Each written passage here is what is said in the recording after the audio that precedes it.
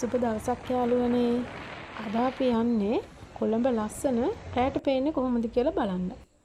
ඉතින් අපේ වීඩියෝ එක ඉවර වෙනකන් ඔයගොල්ලෝ රැඳිලා ඉන්නකෝ.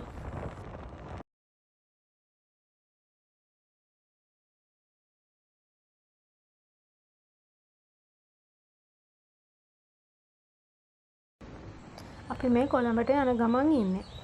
ඉතින් අපි ගෙදර ඉඳන් වීඩියෝ කරන්න පටන් ගත්තේ නැහැ. කොළඹ වෙනස පෙන්වන්න කොළඹ කිට්ටුවටම යන්න ඕනේනේ.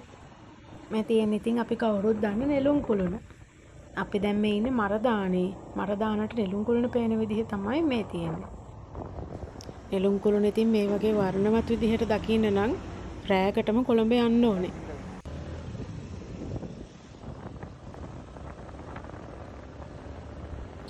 කොළඹ කියන්නේ ගොඩක් ජනාකීර්ණ නගරයක්නේ.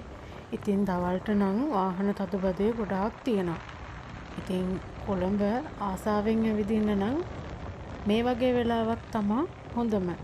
බලන්නකෝ වාහන ගොඩක් අඩුයි. ඉතින් අපි නිදහසේ අපේ ගමන යනවා.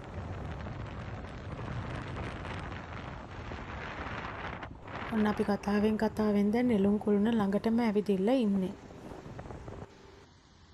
අද නම් මොකක් හරි ෆන්ක්ෂන් එකක් තියෙනවා. ඒක නිසා අපිට ඇතුළට නයි යන්න බැරි වුණා. රෑ කියලා නෑ යාළුවනේ.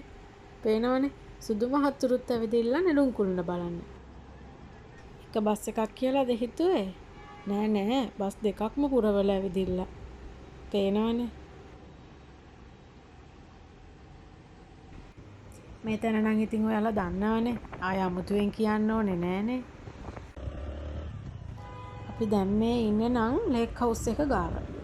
අපි දැන් ලේක් හවුස් එක ගාවින් ගෝල්ෆ් ෆේස් පැත්තට තමයි යන්නේ.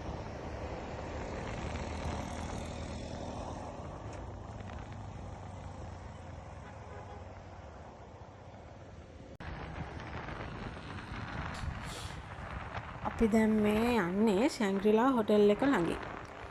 ඉතින් මෙහෙම ඉස්සරහට යනකොට ඔයාලට තේරෙයි අපි නිකන් ශ්‍රී ලංකාවේ නෙමෙයි මේ අමුතුම වෙනස්ම විදිහේ රටක තමයි මේ ඇවිදින්නේ කියලා. මොකද ඒ තරම් ලස්සනයි. රැයකට කොළඹ ඇවිදින්නම බලන්න ඕනේ ඒ සුන්දරත්වයේ විඳින්න නම්.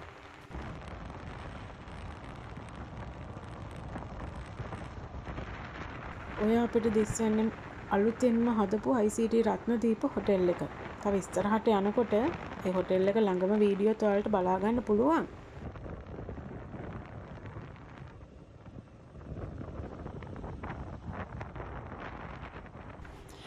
මම වචනයෙන් ඒ සුන්දරත්වය ඔයාලට කියනවට වඩා ඔයාලගේ ඇස් දෙකෙන්ම දැකලා ඒ සුන්දරත්වය විඳින එක තමයි හොඳම. ඉතින් ඔහොම අපේ වීඩියෝ එකත් එක්ක දිගටම රැඳී ඉන්නකෝ.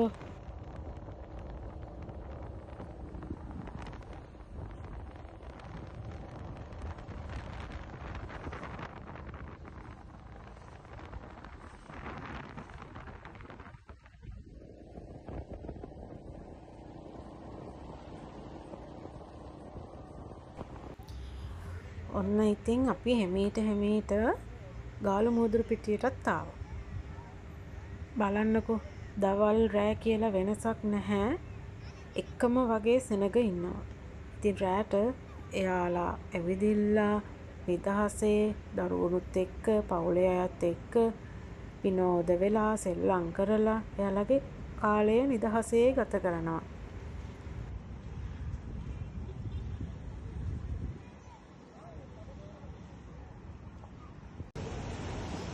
දැන් හොඳටම රෑ වෙලා හින්දා අපිට ඉතින් රැල්ල පා ගන්න නම් යන්න බයයි.